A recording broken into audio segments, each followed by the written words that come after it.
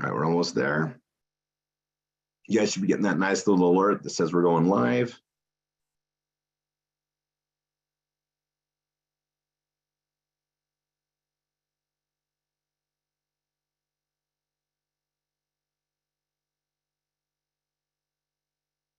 All right, I'm gonna go ahead and hit record as well. All right, everyone, welcome to our Hour of Wine, as I like to call it. We have MSI Sean Flaming coming on, and I have to just put this out for those of you that don't really know Sean. He is an amazing individual here. He fits our core values to a T. He has an amazing heart, but he also is a wine snob. Like, he is a self-developing, goes to courses, invests his time to learn more and more about wine. And, you know, he gets a little bit, what's the word? He's trying to go to our wine tastings with our winemakers all the time, and he gets very clever on how he tries to get an invitation. And we've all had a meeting about keeping our guard up with Sean, because we think he's just going to show up one day. He's going to follow us. Something is going to happen. But anyway, Sean is amazing at this stuff, guys, and he's been preparing this like all our MSIs do, and to get this out there, taking his words. But you know, he definitely has the wine bug. I got the wine bug at a very special mill, and it literally it changed me completely to want to know more and more about this wine and how they make it. He definitely has the wine bug, and I don't see, you know, I see it when people get it. Sean, when I met Sean, I already had it. So he's been in this for a while, and what that means is he's going to be a zealot when it comes to wine knowledge and information. So get your notebooks ready, take some great notes. He's going to give you wisdom like he always does. We like to have him on all the time on the calls because he's just a wealth. That he's been learning this. It's a passion, and you can tell. Anyway, Sean, if you would unmute, and without further ado, carry on. All right. Thank you, Rory. Okay, so I've spent last few days putting something together so I can kind of give you a visualization of what we have. So I'm going to share my screen, and I'll just walk through it here. I'm very excited about this. You guys are going to get a lot of good knowledge of wine. So, all right. Hopefully you can see this. I need to put this over here. There we go. All right. Can you all see that? Good to go. Awesome. Okay.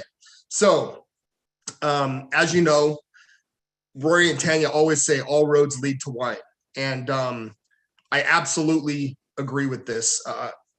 Wherever you go all over the world, you have wine. And a lot of people drink wine, know about wine. They don't know all the inner workings of wine. So I got a lot of friends that talk to me about, oh, you know, I got this box wine in my fridge and it's so good. It only cost me $5. I'm like, oh my gosh, I cringe. Yeah, so I'm going to give you some good information here. So this is mostly about DTC, but I'm also going to go into some other stuff. So this is what I'm going to cover. I'm going to cover the vision of DTC ambassador and where it all started. I kind of got a little story of that. So I actually didn't know the whole how DTC ambassador started. So I'm going to give you that. Then I'm going to go into storage and service of wine, wine tasting 101, and then I'm going to cover some of the wines that we have, and also the types of grapes they are. So there's a lot of, we have quite a few wines, so I couldn't do all of them. I'd run out of time, but and then I'm going to go over some fun stuff. So the vision. All right. So the vision is to become the #1 wine club in the world through word of mouth marketing. That includes websites, that includes social media, and talking to your family and friends, right? Wine's a lifestyle, a passion, part of the human experience. Wine is a celebration with food, family, private moments alone, or with someone special. It's very rewarding, especially with food. There is something given about its character. Wine is health and has actually been proven to enhance your longevity. So it feeds the spirit and the soul. Every bottle of wine has a tale to tell, and you should be a part of that story. So where it all started. All right. So we have obviously Rory, he's the co-founder and CEO. We have Tanya. She is the co-founder, president, and CFO, and we all really know who's in charge, right? So, and then we have Peter, he's the CTO. So where it started, they had their vision and goal back in 2016. So as a power couple, they teamed up, started building, and one of the first with one of the first wine of the month clubs. They built a big team and proved the marketing relevance of wine until 2019.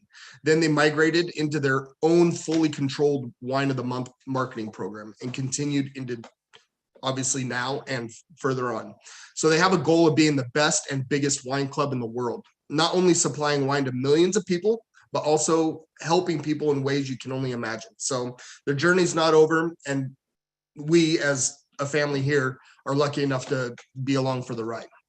And man, what a ride it is. So, all right. So this is storage and service of wine. This is thinking outside the bottle, right? So storage. There actually is a lot into storage. So, and a lot of people don't know this, but if wine is stored incorrectly, it can actually affect the quality of the wine. So,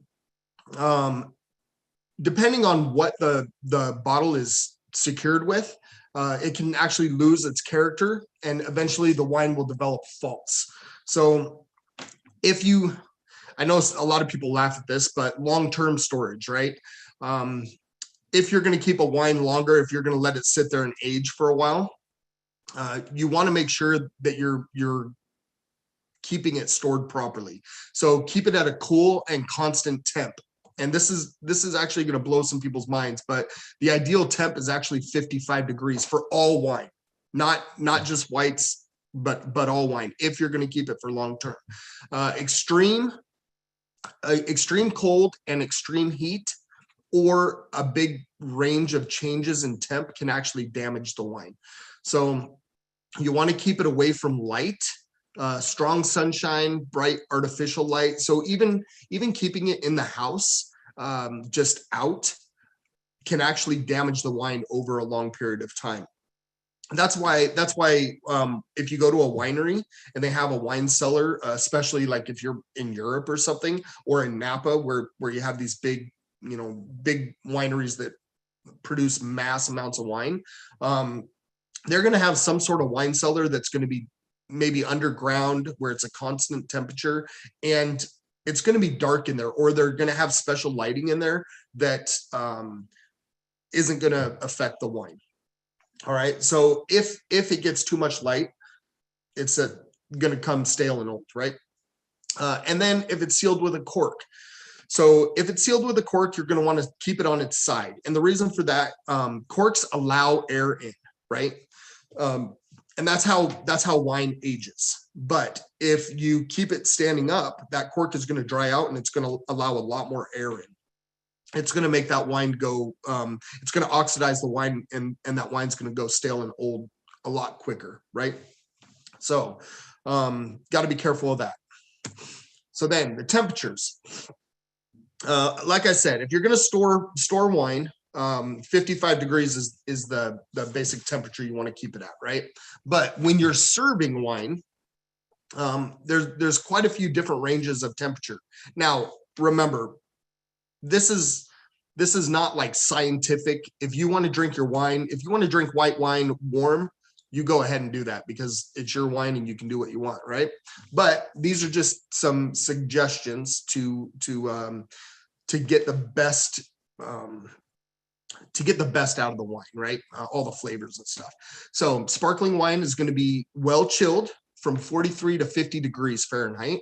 Sweet wines are going to be well chilled, 43 to 46 degrees Fahrenheit. So a sweet wine is like a Moscato that we have, right? Light to medium bodied whites or rosés, they are going to be chilled from 45 to 50 degrees. Now we're talking about like your Pinot Grigios, your Sauvignon Blancs, obviously your the Tanya Rosé, that sort of thing. The full-bodied whites, which is going to be like your Chardonnays, lightly chilled, 50 to 55 degrees Fahrenheit. Light bodied reds, room temp or lightly chilled, 55 to 64 degrees Fahrenheit. So people are asking, like, who has the room at 55 to 64 degrees? So you got to remember, wine has been around for a long, long time, right? So room temp back then was a lot different than room temp today. They didn't have ACs, they didn't have central heating, things like that. So room temp, 64 degrees, that could actually be a real thing. So medium to full bodied reds, room temp 59 to 64 degrees also. And then, like I said, long-term storage, somewhere around 55. They actually say anywhere from about 50 to 60 degrees, but I picked a middle range, 55 degrees, right? And I talked about the central heating. So room temp is not 70, 72, whatever people keep their house at. And then we have glassware. So hundreds of different designs of glasses. But one thing that all the best glasses have in common is that the bowl of the glass narrows at the rim. And I got a couple examples here. So hopefully everybody can see this. But you're going to see here. So it's a little bit thicker down here, right? And then as it gets up here, it narrows. Almost all the glasses are the same, right? A little bit thicker down at the bottom, and then it narrows at the top. The reason for this is it actually holds the aromas inside the glass. So so you get a better effect of the wine, right? So red wine glass, like I said, it's slightly larger because you want, for red wine, you want to get that oxygen to it, more surface area, right? So the wine gets more oxygen, which is going to eventually smooth that wine out, right? Open up that wine and let it breathe. So white wine glass, obviously a little bit thinner down at the bottom, but still narrows at the top, right? And then you have sparkling wine glass, something like this. Now they also have a what is called a tulip-shaped sparkling wine glass. These are not very common, but I kind of look at them as kind of like a margarita glass, right? It's very, very round, but very, it's not very deep. Yeah. So that's the wine glasses. And I got one more glass. So this is a port glass actually, but what I like to do with port glasses, if people are having wine tastings, port glasses are a perfect glass to pour your wine for guests, right? So if you're at home, you got 5 or 6 people at home and you're doing a wine tasting, if you got a few port glasses, you can get these cheap. Use these. You don't need to use a huge glass like this for a tasting, because you're not pouring a glass of wine. You're pouring, I think they say it's about 50 milliliters or something like that, but it's a very little. You only need to take a couple sips of it, right? So the other thing I want to say about glassware, don't go out and spend hundreds of dollars on glassware. You don't have to.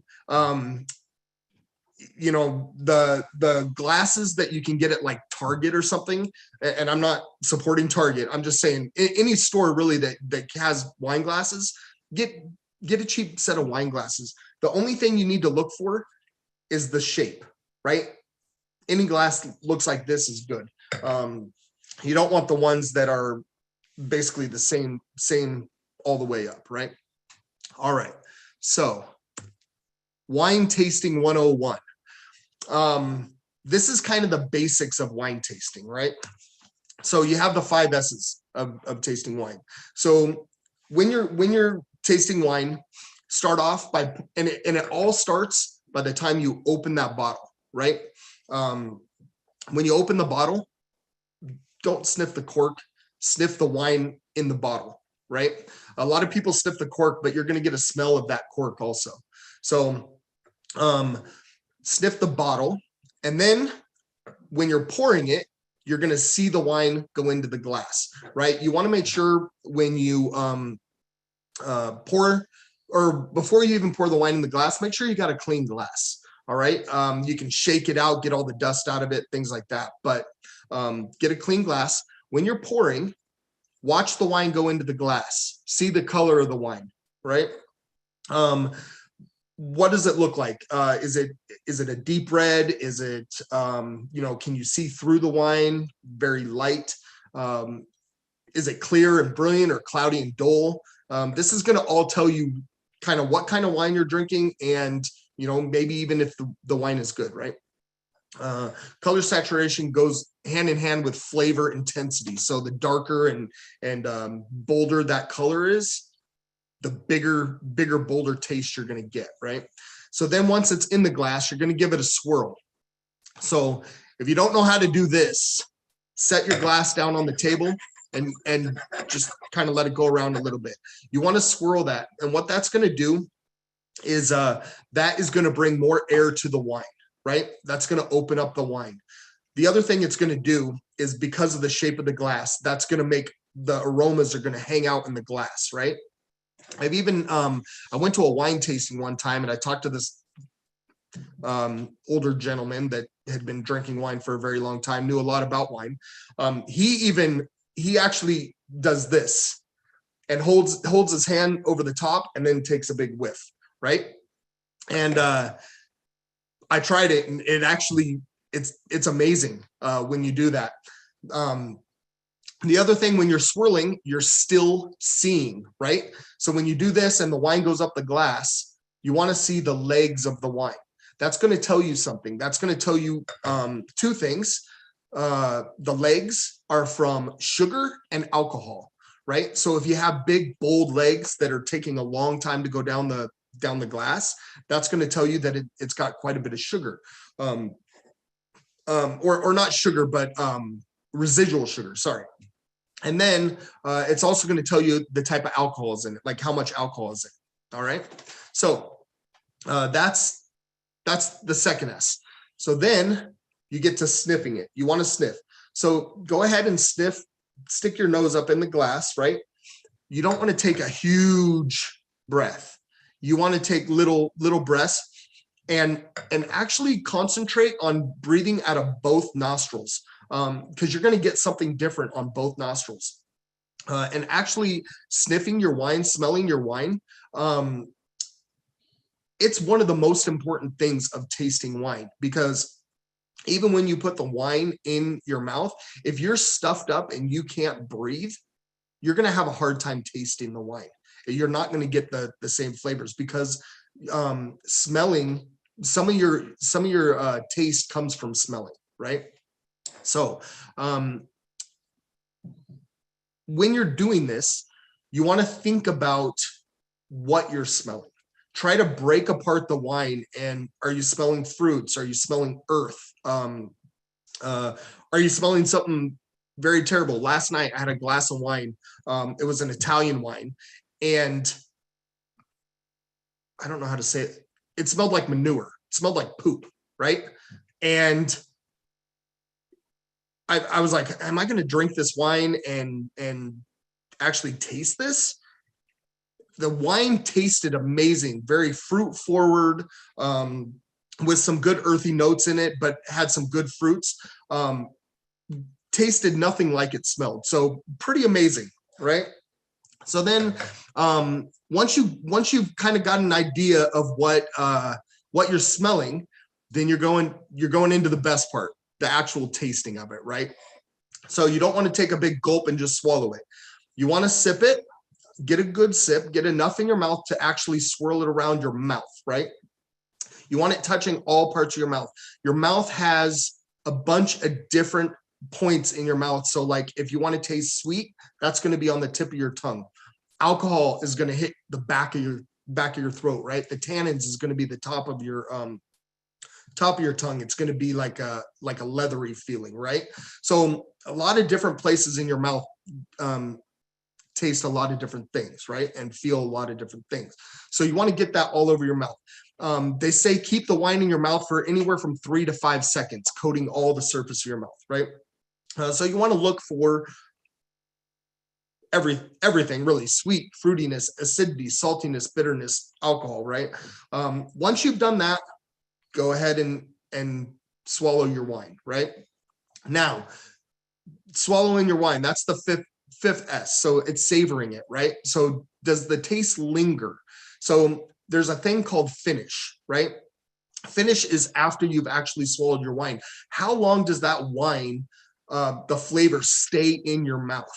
So I've had some really good wines that could stay all the way up to about a minute. You're still tasting that wine. That is a really good wine.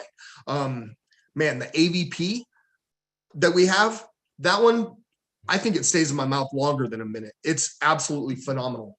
One of the best wines we have. The KG is another one. And then obviously, like all the rest of them that we have, I know I'm a part of the wine club, and I'm a little biased, but I will say the wines that we have are some of the best wines that I've ever tasted. So, all right. So that's the 5 S's. So now redefining fine wines. That's what DTC Ambassador has done. They're redefining fine wines. It's not every day that a winery has all wonderful wines. So now what we call thinking inside the bottle. We're going to go inside the bottle. So the Ricker Merlot. A lot of this information is not going to be exactly about Ricker Merlot, but it's about Merlot grapes, right? So as of right now, we have a 2017 and a 2020. We also have a Grand Cru Ricker Merlot. But Merlot is the second most widely planted grape in the world, right below Cabernet Sauvignon. A lot of times this grape is used for blending to soften a wine. So Merlot, you're not always going to find 100% Merlot. A lot of times you're going to see a blend, right? And normally it's going to be a blend with a Cabernet Sauvignon, because a Cab is like super high tannins. So the Merlot has low to medium tannins. So it's going to be a good partner with Cab. Now, I think I told this on my last training, but look for the movie Sideways to get an idea of what Merlot has actually had to endure to become the wine it is today. Merlot, it was a big wine throughout a lot of years, and then the movie Sideways came out and kind of gave it a bad rap, and it really hasn't suffered from that though. So, and a little fun fact: November 7th is National Merlot Day. So the origin of Merlot, all the way back to the 1st century AD in Bordeaux, it was actually called Merlet, M-E-R-L-E, right? So in 1784, on the right bank of Bordeaux, it actually became Merlot. They found something that documented 1784, right? So, and it was brought to California in the 1800s. All right, so hasn't been in the US for that long, right? So, and remember, a lot of the wines from the US, they were all brought from Europe. So that's another cool fact. Taste, what you're going to get with a Merlot, you're going to get a range. So from graphite, herbs, blackberries, black cherries, plums, cocoa, baking spices. You're going to get notes of clove, vanilla, and cedar when it's aged in oak. And the body of a Merlot is going to be a dry grape. Now, I will say this, most reds are dry. All right. So unless you're getting into like a sweet wine, most red wines are going to be dry. It's going to be medium to full bodied. And remember when I was saying, when you're pouring it, look, that's going to tell you medium to full bodied, right? You're looking at the color. Color can be anywhere from a purple to a garnet, and it's going to have medium acidity. Now, the alcohol content, depending on the weather, this wine can range from 13% to 14.5% alcohol. All right. And our Ricker Merlot is at 13.5%. Now, I want to say something about alcohol.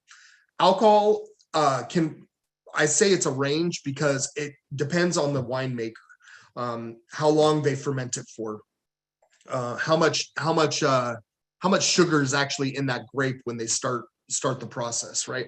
So that's all things that the winemaker looks at. Now, winemaking is a completely different story. Maybe another training, I'll go over that. All right, so now we have the Tanya Pinot Grigio. So completely different wine than Merlot. Obviously made only from the finest grapes, but Pinot Grigio is an Italian name, also known as Pinot Gris, which is the French name. So same grape, Pinot Grigio, Pinot Gris, same grape, but Italian and French names, right? It's the second most popular white grape in the US that's planted, right?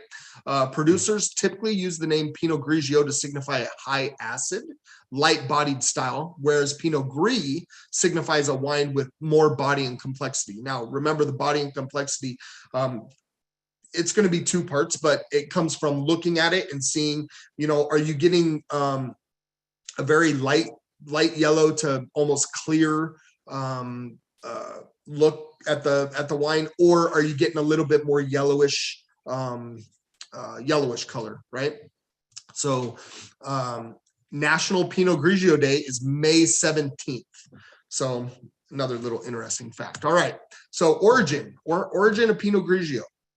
So it was founded around 1300 in Alsace, France, and spread from Burgundy to Switzerland, right, in 1300. This grape is fairly new to the U.S. It only arrived here in 1979, so it's only been here for 43 years. That's not long at all, actually. So simple flavors of apple and lemon, or pronounced flavors of lemon, stone fruit, peach, and tropical fruit, mango, and bananas, right? So the taste of this grape is going to depend on many things. When they harvest it, the temperatures, and the weather. So remember how I was talking about a Pinot Grigio or a Pinot Gris? That's the difference. So Pinot Grigio, you're going to get some of the apple and lemon flavors. Pinot Gris, you're going to get some of those stone fruits, tropical fruits, things like that. The body of the grape, it's going to be dry, light-bodied wine with high acidity or higher in sugar, lower in acidity, and more complex in flavor, which would bring you a powerful, full-bodied wine with medium acidity. So again, you got those two different styles of wine with this one. That's also going to depend on the harvesting, weather, and yield, right?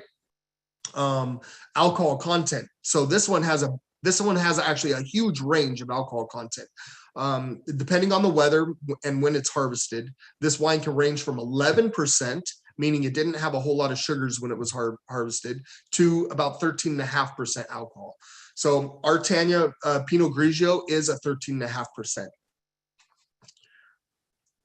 All right, the next wine. Ooh, Antonio, Cabernet Sauvignon. So obviously, again, made from the finest grapes, but the number one grape grown around the world. All right. So also the number one grape grown in California. This is actually an amazing grape. European Cab can be aged for decades. So 25 to 50 years or more. California Cabs are known to be up to about 25 years, depending on the quality and how it is stored. A lot of times this grape is going to be blended with another varietal to mellow this wine down. The reason I say that is because it is a huge wine. It's a big, bold wine, right? High tannins, high acidity, very, very large. But what that does is that gives it the ability to mature for a very long time, right? So it can be sat, remember, long storage. So it actually became very famous in California. It wasn't a huge, well-known grape in California for a long time.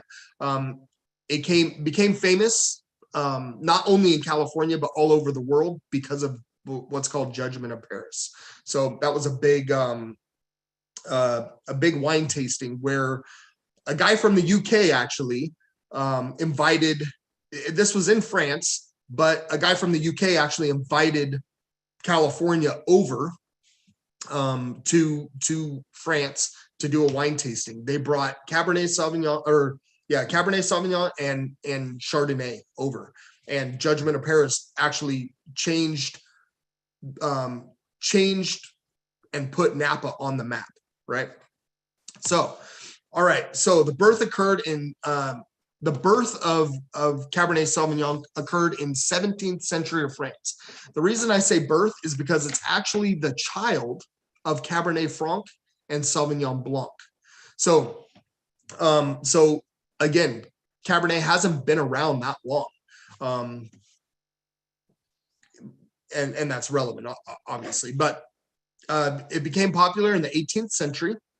It came to the US in the 1800s and 1839 planted in Napa Valley. All right. So the taste, this is a big one. So you're going to get black fruits, black currant, black cherry, usually herbal, a little bit of mint or herbaceous notes, which is green bell pepper or capsicum. Now that green bell pepper is going to come from the father, Cabernet Franc, right? In warm weather, its fruit flavors can actually become cooked. You can also get some flavors of oak due to oak chips or staves. Now, you might wonder what staves are. Staves are actually on an oak barrel. Staves are the single wood that go around the oak barrel, right? So what they do is they have these big vats, and they'll actually take staves and tie a rope on them, and they'll put them into the wine and let them sit there and age, right? That gives it a different flavor. The body and the grape. So black grape variety, dry, high in acidity, high in tannins, and medium to full bodied. You're not going to find a lot of medium bodied cabs out there. They're mostly going to be full bodied, but there are some. Thick skinned grape with high levels of colors, flavors, and tannins. They need a long and warm growing season. Now, I want to say something about the thick-skinned grape with high levels of colors, flavors, and tannins. That's gonna create the wine, right? The tannins actually come from the grape skin and the like all the other things that are in the wine when they start making it. So the stems, things like that. That's where tannins come from. So and the color. So the color, that thick skin actually gives it more of a bolder color. So the alcohol content, depending on the weather, this wine can range from 13% to 14.5% alcohol. I've actually seen some bigger percents on that too. I have seen a 15% Cabernet Sauvignon. Ours is 13.5%. All right. Next wine.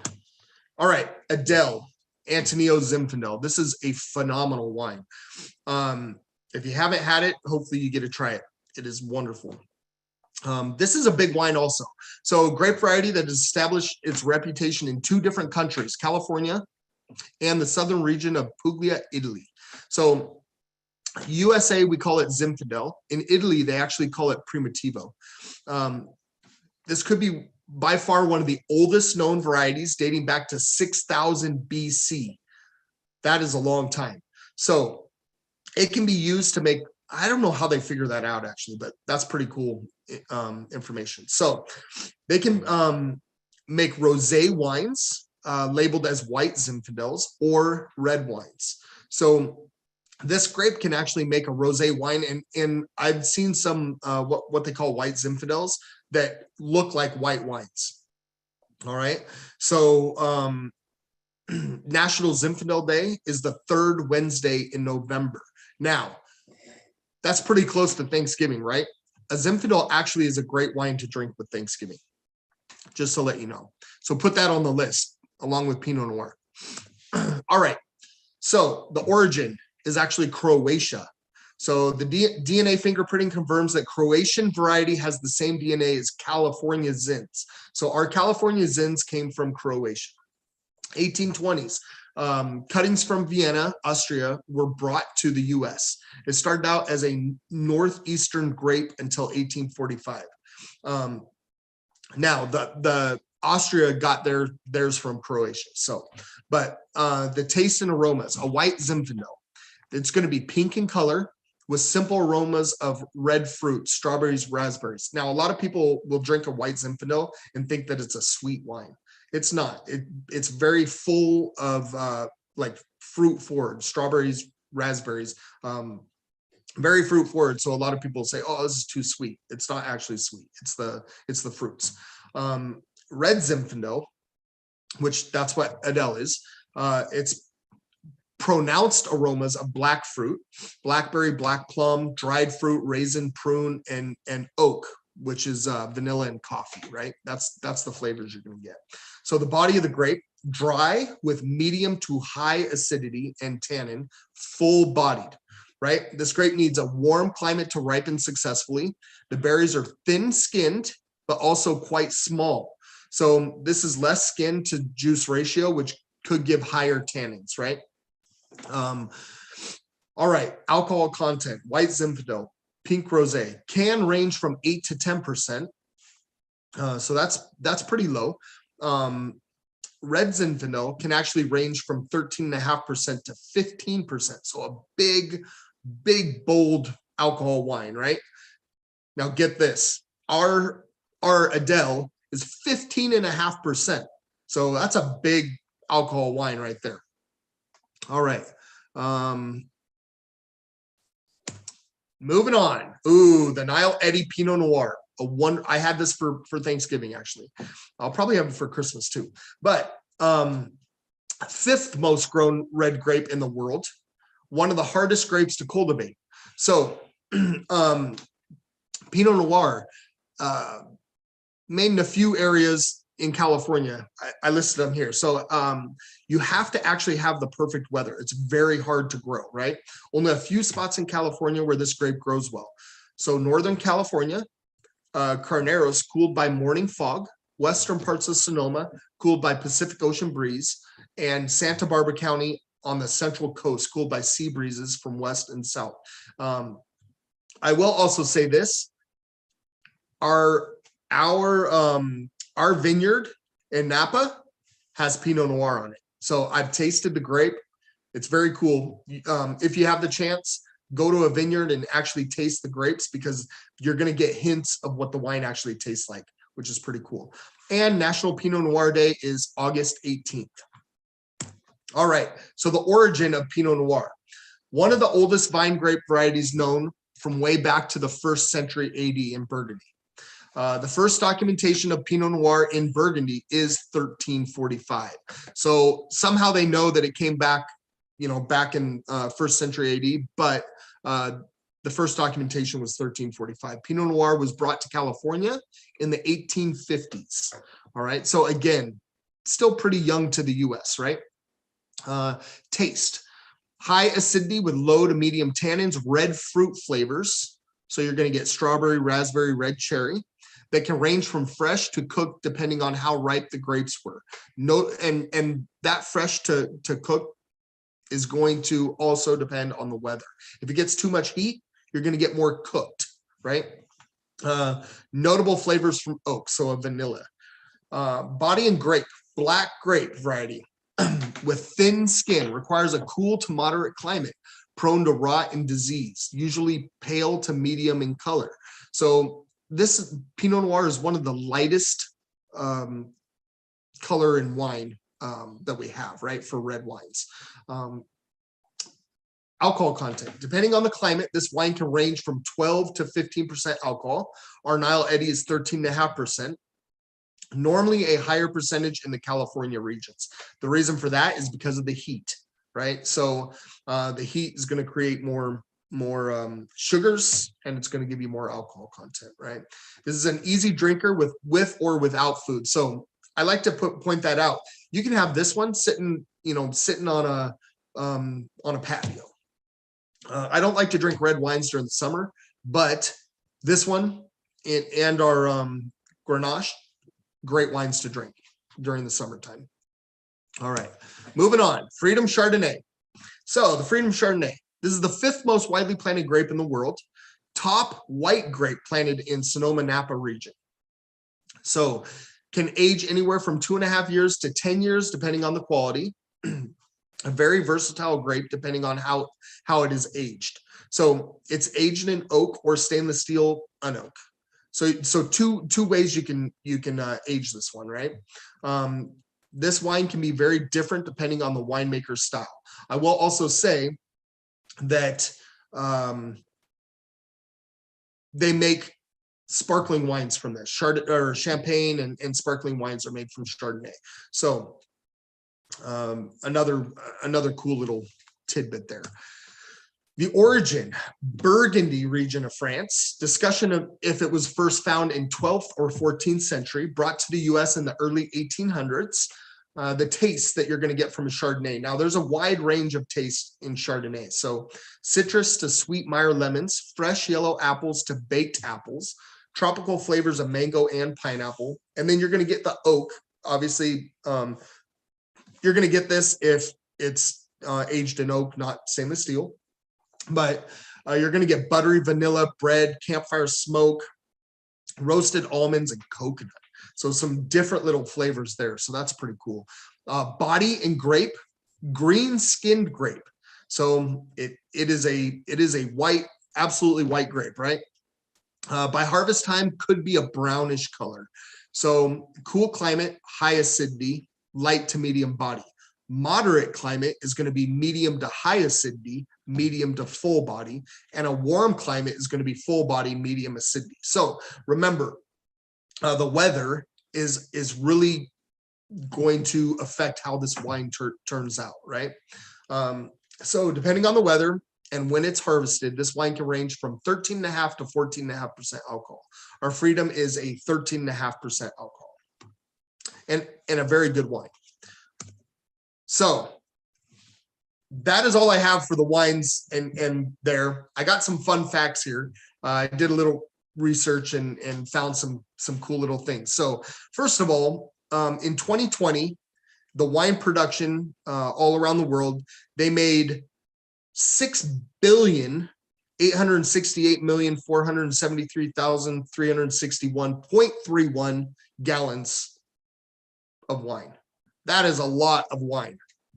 So that is all that's almost right. There's over 7 billion people in the world. That's almost a gallon a person per year, right? So wow, that's cool. So the oldest dated winery was from the 4100 BC era. That's awesome.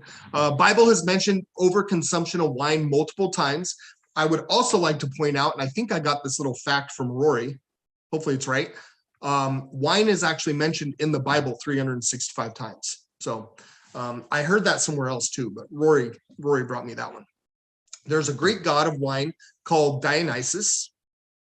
Hopefully I said that right. Champagne bottles are made from a thicker glass to resist the pressure from carbonation. Yeah, if you ever held a champagne bottle, it's heavier, bigger. Cool. I don't know how to say this word. Enophobia, I think it is someone who actually has a fear of wine. Those poor souls. I don't know what to say about that. Anyways, there is a total of 11 bottle sizes for wine, going all the way from little to huge. You can find 1 million bubbles in an average glass of champagne. Wow, that's a lot of bubbles. Chaptalization is the practice of adding sugar to alcohol.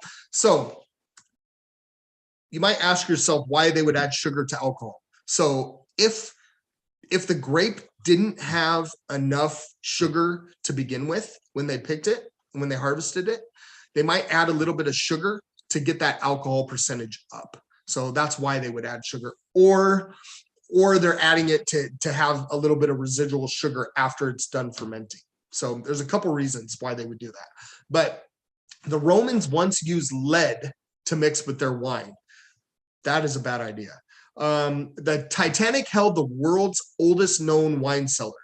And I read a little bit more on that one. And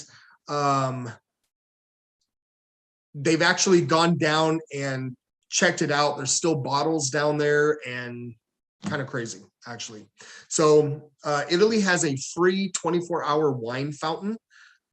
Wow. That's crazy. Drinking to one's health started in ancient Greece. And a little bit more on that one. The reason they did that, what this meant, drinking to one's health, is if there was like a royal party or whatever, the person throwing the party would actually drink to one's health, would drink the first drink to show everybody else that it wasn't poisoned. And toasting started in ancient Rome. And that doesn't mean cheersing, right? What toasting means is they would actually drop toast in their wine to soak up some of the acidity. So they put toast in their wine. Wow. So in conclusion with this, good wine takes time, right? So now that you know how to do a tasting of wine, you know how to store the wine, and you know some of the different wines we have in the wine club, don't stop learning. I always tell people that even if you know everything about wine, you don't know everything about wine. So don't stop learning. Even the master sommeliers and the master wine experts, they're always learning, right? So there's so much to know. Wine is always changing. Pass the information on to your friends and loved ones so they can have the same events you get to have, right? So I always say wine always creates an event. So if you only take one thing out of this training though, it's that everyone's taste buds are different. So there's actually no right or wrong answer to what you're tasting. Have fun and drink wine. And a food for thought, a bottle of wine contains more philosophy than all the books in the world. Louis Pasteur. And that is my wine training. How do I get back to you all here? I can't. There we go. Stop share. That is my wine training. Sean, I got to tell you, I'm getting massive comments, but you are awesome. And oh, thank you. I'm going to stop the recording here. This is going to be one that we share over and over and over and over again. So let me, I'm so glad I recorded it. Tanya would have been really mad if I didn't. So let me stop recording. And by the way, anybody that's catching this, get with the person that's saying this video or you're watching this, you want to be part of what we're doing here. And we, we're a discovery company too. We share this awesome wine knowledge constantly. All right, I'm going to stop the recording. I'm not going to stop the share though.